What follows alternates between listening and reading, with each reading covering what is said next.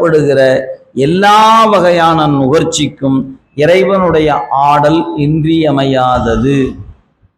சரி, இப்ப நாமெல்லாம் இருந்து பார்த்து கேட்டு உண்டு உயிர்த்து அப்படியே நுகர்ந்து கொண்டு இருக்கிறோம். சரி, இதுக்கு நமக்கு அவனுடைய கூத்து இன்றியமையாது.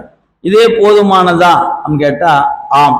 இது மட்டுமல்ல, இதில் இருக்கக்கூடிய உயிர்கள் இந்த உடம்பை விடுத்து திருவடி இன்பத்தை பெறுகிற பொழுது அந்த உயிர்களுக்கு திருவடி இன்பத்தை கொடுக்கணும்.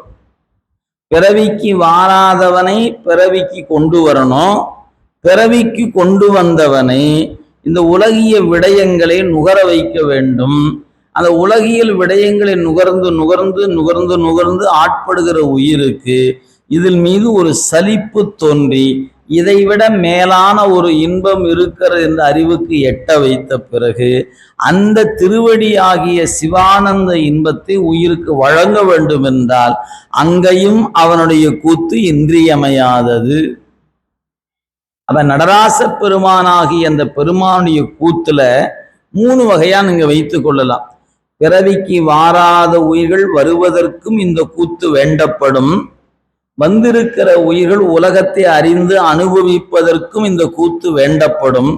அவனை அறிந்து அவனை அனுபவிப்பதற்கும் இந்த கூத்து வேண்டும்.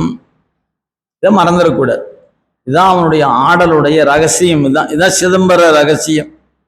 நீ சிதம்பரத்தில் போய் பார்த்து ஒரு ஸ்கிரீனை போட்டு தங்க வில்வ மாலை தொங்க விட்டுருப்பாங்க, போய் திறந்து பார்த்தா ஒண்ணுமே இருக்காது. இதான் சிதம்பர ரகசியங்கிறாங்கன்னு. ஒன்றுமே